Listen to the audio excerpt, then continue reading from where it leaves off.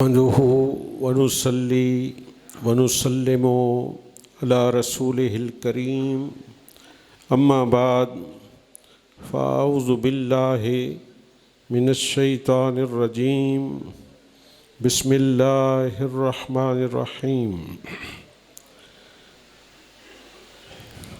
वमन यर्तद्द मिनकुम अन दीनिही फसौफ यातिल्लाहु बिक़ौमिन युहिब्बुहुम व युहिब्बूनहु सदक़ल्लाहु मौलानल अज़ीम व बल्लगना रसूलुहुन नबियुल करीमुल अमीन।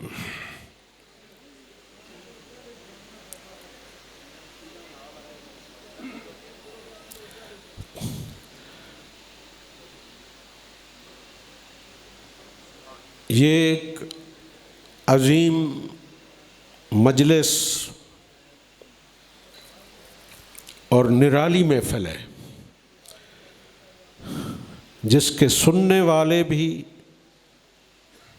मुहिब्बान अहले बैत हैं और सुनाने वाले भी अहले बैत से भी हैं और मुहिब्बान अहले बैत में से भी हैं। और इस मजलिस के शमए महफिल एक ऐसी हस्ती है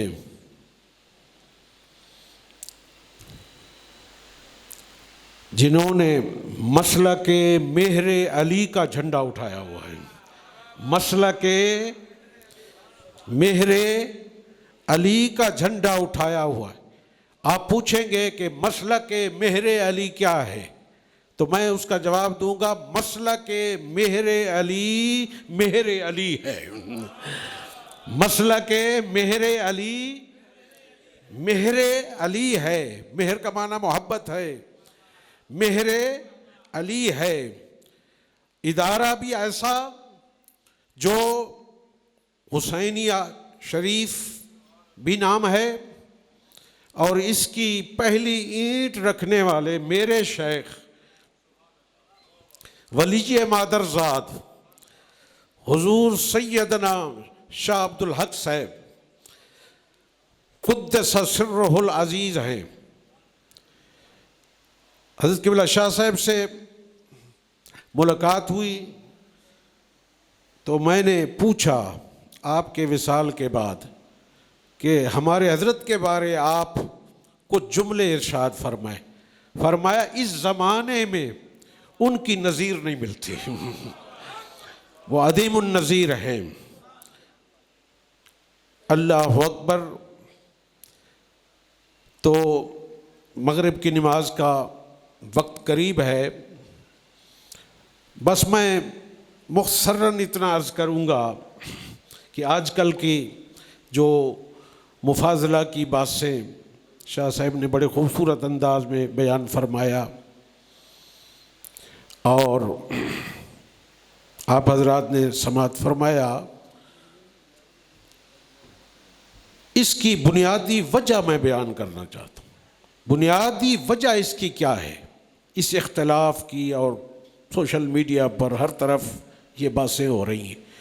इस इख्तलाफ की बुनियादी वजह यह है कि जिन लोगों ने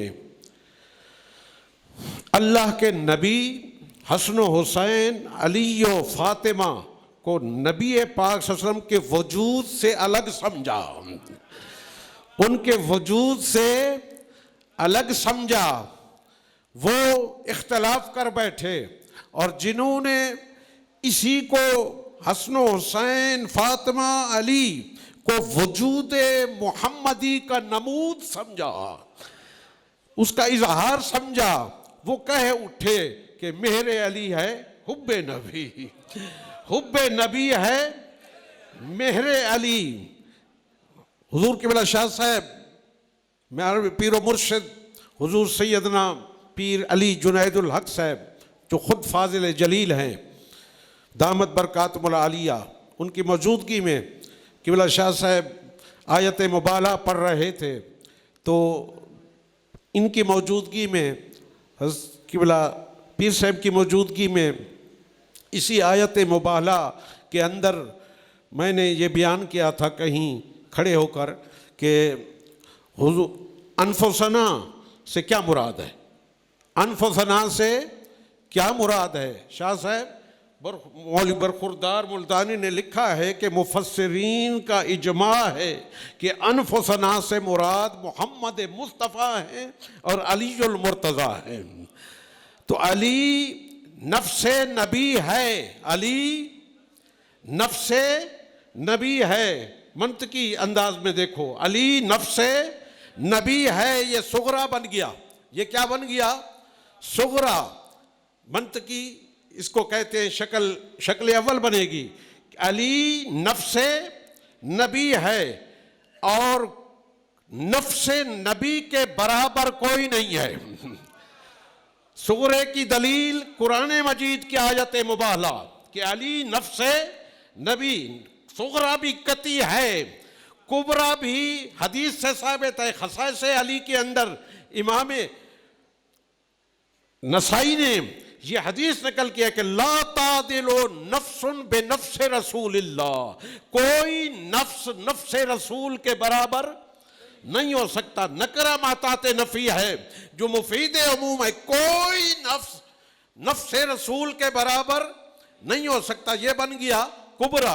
अली नफ्से नबी है और कोई नफ्स नबी के नफ्स के बराबर कोई नफ्स नहीं है। हद्दे आस्त को गिराएं तो फिर अली के बराबर कोई नहीं है।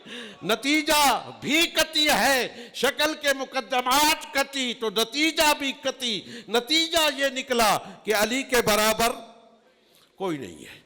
अली के बराबर तो मुफाजले का मसला ही हल हो गया। मुफाजले का मसला ही हल हो गया। कती जन्नी इसको छोड़ें, इस आयत को देखें, कुरान मजीद की नस्से सरी से अली की फजीलत साबित हो गई है। अल्लाह अकबर। और खुद अभी हजरत किबला शाह साहब फरमा रहे थे कि हजरत अली का खुद अपना फरमान आपने एक मरतबा खिताब करते हुए फरमाया कि इन्ना अफजल हादिहिल उम्मा बादा नबीहा अबू बकर। फरमाया इस उम्मत में से अफजल तरीन आदमी नबी के बाद कौन है? अबू बकर सिद्दीक है। सुम्मा उमर। फरमाया फिर उमर। कोई आदमी खड़ा हो गया, उसने कहा अंता या अमीरुल मोमिनीन, अमीरुल मोमिनीन आपका क्या स्टेटस है, आप किस मर्तबे में हैं? तो आपने फरमाया नहनो अहलो बैतिन, हम नबी के घराने के लोग हैं। ला युवाजीना अहदुन, हमारे साथ तो मुवाजना बनता ही नहीं है, हमारे साथ तो किसी का मुवाजना है ही नहीं। लिहाजा मसला तफजील के अंदर ये बात तय है, कोई माने या न माने, कि आप जिसको फजीलत देना चाहते हैं दें, लेकिन उनमें पंचतन पाक को अलग रखें। इनके साथ कोई बराबरी का सोच भी नहीं सकता। मेरा ज़ौक़ कहता है आज सिद्दीक़ अकबर के मुवाज़ा शरीफ के सामने खड़े होकर आप अर्ज़ करें और सिद्दीक़ अकबर निकलें तो वो यही कहेंगे कि बराबरी फजीलत तो क्या बात, मैं तो गुलामाने आले मोहम्मद हूँ, गुलामाने आले मोहम्मद। तो ये आपके ईमान आपका जुड़ा हुआ है, हुदूस ईमान, बकाए ईमान, खात्मा ईमान का वो अहले बैत की मोहब्बत से जुड़ा हुआ है। इसको न छोड़ना। हज़रत मुजद्दिद अल-फ़सानी शेख अहमद सरहंदी आप मकतूबात की दूसरी जिल्द के अंदर फरमाते हैं कि खात्मा ईमान रुसूख़ मोहब्बत अहले बैत से वाबस्ता है। खात्मा ईमान रुसूख़, ऐसे नहीं ज़ुबानी कलामी नहीं, दिल के अंदर रासिख़ हो गई हो मोहब्बत अहले बैत। खात्मा ईमान का इसी पर मुनहसिर है, इसी के साथ वाबस्ता है। फरमाते मेरे वालिद साहब फौत हुए, सिलसिला चिश्तिया से मुतल्लिक थे, सिलसिला चिश्तिया के अंदर खिलाफत उन्होंने पाई थी। आप मुजद्दी हैं और आपके वालिद चिश्ती हैं। तो उनके मरने का वक्त करीब था, नज़ा की हालत थी, मैं करीब बैठा था, मैं ने आपको आपकी बात याद दिलाई कि हुजूर आप फरमाया करते थे कि अहले बैत की मोहब्बत को दिलो जान से अजीज रखना, आपकी इस वक्त क्या हालत है? तो फरमाया अहमद, इस वक्त मैं अहले बैत की मोहब्बत में डूबा हुआ हूँ। गोया मेरे सर से लेकर पैर तक मैं मोहब्बत अहले बैत के अंदर गर्क हूँ, मैं गर्क हूँ। मैं आखिरी एक शेर पर, और शेर भी एक नक्शबंदी का है, मिर्ज़ा मजहर जाने जाना नक्शबंद के एक शेख है, वो फरमाते हैं, दिल्ली के अंदर नक्शबंदी सिलसिले के हैं, वो फरमाते हैं नकर्द मजहर मदर शाह से नकर्द मजहर ताते व रफ्त बखाक, मजहर ने कोई नेकी नहीं की, ताते में जावादत की है, मजहर ने कोई नेकी नहीं की और खाक में चला गया, कब्र में चला गया। निजात खुद बतवल्ला बूतराब गुजाश, अपनी निजात का फैसला अली की मोहब्बत पे छोड़ दिया। फरमाया मेरी निजात अली की मोहब्बत पर होगी, मुझे मेरे साथ कोई नेकी मौजूद नहीं है, यही सबसे बड़ी नेकी है। दुआ है कि अल्लाह तबारक व तआला इस दरसगाह को हमेशा हमेशा पुररौनक रखे, सलामत रखे। एक दफ़ा मिलने आए शाह साहब से, तो आपका मामूल था, आप बाहर निकल कर, छोटा सा आदमी हूँ मैं, बाहर निकल कर आप हमें रुखसत करने आए, तो फिर सामने इमारत की तरफ नज़र दौड़ाई तो फरमाने लगे, मैंने कहा कि मैंने ये सोचा, ये जो इमारत आप नज़र देख रहे हैं, कि मेरा घर सोना होवे या ना होवे, गौस पाक दा घर तो सोना होना चाहिए। ये गौस पाक का घर है, अल्लाह ताला इसे जिंदा सलामत आबाद रखे इंशाअल्लाह। माशाअल्लाह। नमाज मगरिब को कितना वक्त रहता है? हैं वक्त हो गया, चले फिर अजान कहें, फिर साहबजादा साहब का बयान होता है।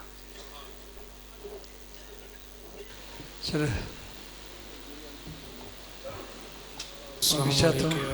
मगरिब